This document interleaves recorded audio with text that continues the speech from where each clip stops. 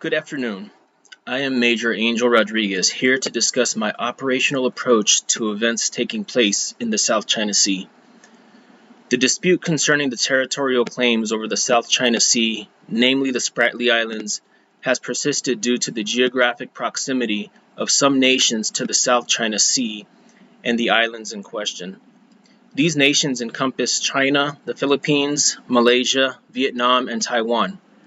Over the course of time, China has developed a robust military infrastructure encompassing ground forces, naval capabilities, and aerial capabilities, thereby establishing itself as the preeminent military force within its region of influence.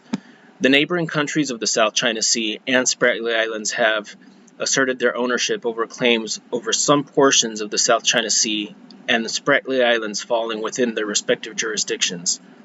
However, China is actively pursuing the establishment of its ownership of the Spratly Islands and a substantial portion of the South China Sea. The greatest challenge, seemingly, is that China has the most robust military in the world, as well as economic health when compared to other nations who have a stake in the pursuit of clear sovereignty of some of the pursued islands. China has developed military sites with the purpose of promptly responding to potential crises and threats posed by claimants. China has evoked its leverage as it is more powerful in every aspect. In terms of resources, the Philippines has found itself unable to exploit potential resources such as oil and natural gas due to China's interference. The desire of all affected countries would be a state in which all would have clear understanding of respective control, unaffected by inequality of power, and ultimately being able to capitalize on the resources within the respective jurisdictions. It has become clear that China has taken full advantage of being on the higher end of the imbalance of power in the South China Sea. It is imperative to undertake measures aimed at curbing China's domineering influence. The potential danger or risk in any attempt to mitigate China's aggressions would need to be assessed closely, as China could potentially seek to attack any nation who would attempt to interject and slow down their progress. The limitation in the execution of successful action against China is that China is top tier in terms of military power, economic robustness, and influence through fear. Military opposition from China could prove deadly. Our aim is to achieve an end state of regional stabilization and balance of power in the South China Seas. Offensive operations are essential in maintaining stability by enabling effective crisis management and preventing the escalation of conflicts. Regular military exercises demonstrate preparedness and enhance interoperability among regional partners, reducing the potential for accidental conflict or misunderstandings. Offensive operations also act as a deterrent, ensuring readiness and highlighting the consequences of aggressive behavior, thereby encouraging peaceful dispute resolution through diplomacy and international legal frameworks. In our first line of operation, the United States will deploy naval assets to the South China Seas, namely a carrier group to both the Philippines and South Vietnam. At its core, this will serve as a warning to China that it will not restrict trade routes by threat of its military might without opposition. Despite China having the largest naval fleet in the world, it has no interest in going into all-out war with an opponent and the opponent's allies when they prove to be formidable. Establishing air superiority would be done by conducting routine aerial exercises and training as a show of force to China. The United States will establish forward bases in both the Philippines and Vietnam as it readies itself for land operations and postures itself for a dynamic war that will require some level of proximity in water, air, and as well as on land. As we look at our second line of operation, one primary justification for offensive operations in the South China Sea is to safeguard freedom of navigation.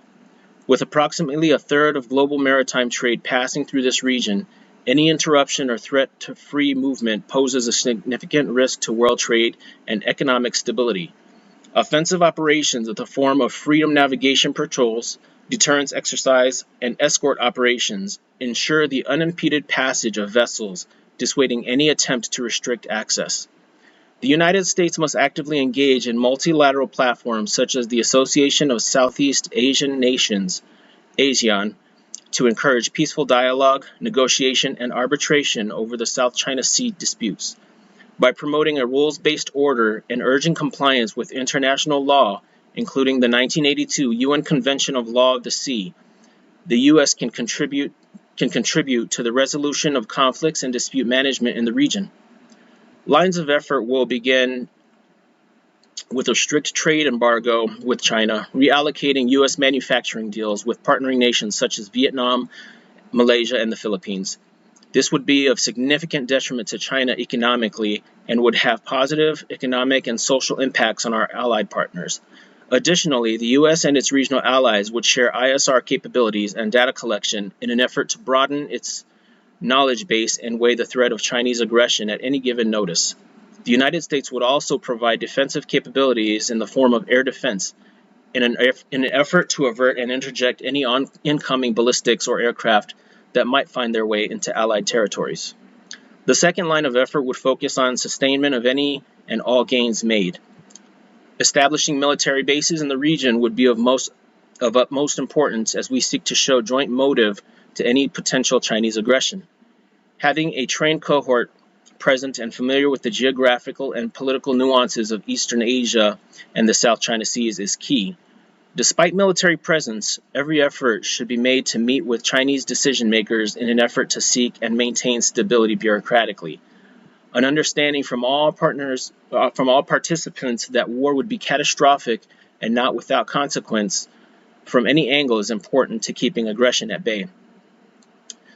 The aforementioned plans serve as the ingredients for us to achieve our needed conditions.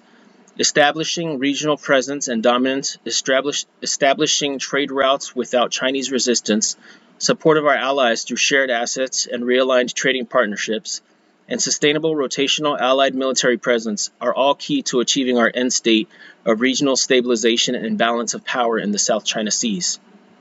In conclusion, while it may seem paradoxical, offensive operations aimed at maintaining stability in the South China Sea are indispensable. The preservation of freedom of navigation, discouraging aggressive encroachment, effective crisis management, protecting weaker nations, and upholding the established international order are crucial factors behind the need for offensive operations. By ensuring a balance of power, offensive operations deter aggression and promote diplomacy, thus providing a framework for peace and equitable resolutions to the ongoing territorial disputes. Ultimately, through the collective commitment of nations in the region and global support, stability can be achieved, ensuring the South China Sea becomes a zone of cooperation rather than conflict.